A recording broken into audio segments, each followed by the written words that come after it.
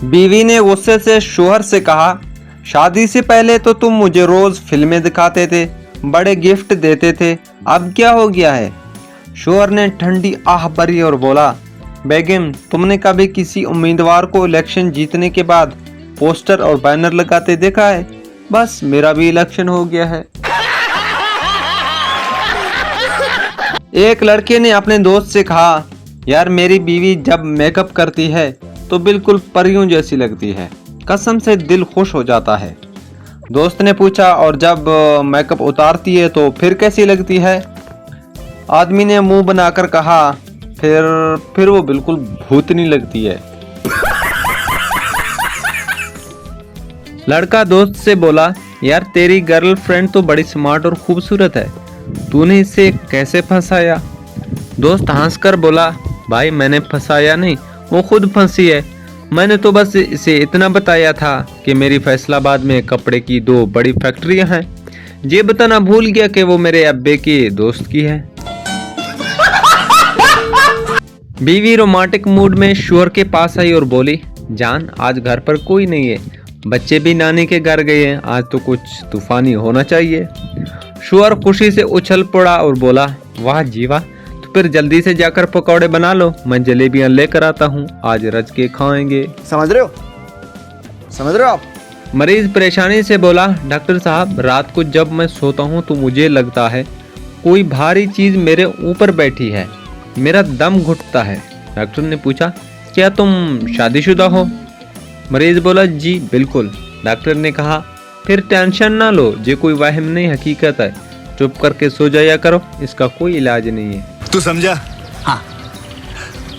नहीं तू समझा नहीं। बीवी ने प्यार से पूछा, जान आपको मेरी खूबसूरती ज्यादा अच्छी लगती है या मेरी अक्लमंदी?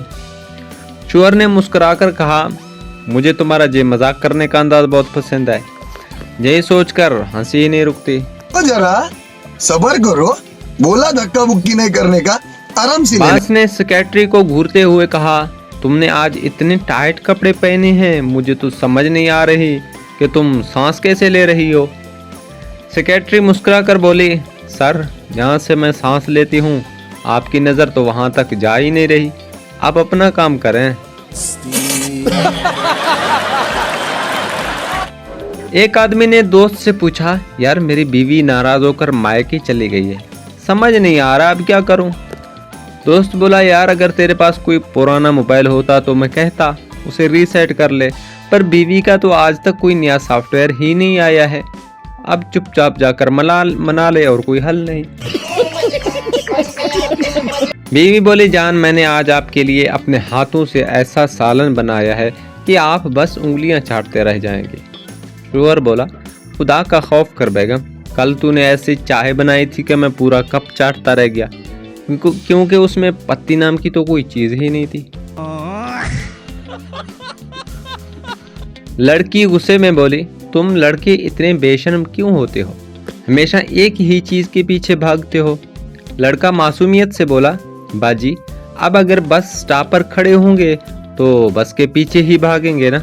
हमारे यार कैसे कैसे लोग रहते हैं यार यहाँ पर। बीवी ने गुस्से से शोहर से पूछा, मैं पिछले 2 घंटे से बोल रही हूँ, तुमने मेरी एक बात का भी जवाब नहीं दिया। शोहर ने सुकून से चाय का घूंट भरा और बोला, बेगम मुझे लगा तुम किसी और से फोन पर बात कर रही हो, मैं तो बस तुम्हारी इज्जत कर रहा था कि बीच में बोलकर तुम्हारी गुफ्तगू खराब ना करो। लड़की ने फखर से कहा, मैं तुम्हारे लिए आग पर चल सकती हूँ, समुंदर पार कर सकती हूँ। लड़का खुश होकर बोला, तो फिर आज शाम को मुझसे मिलने आओ ना।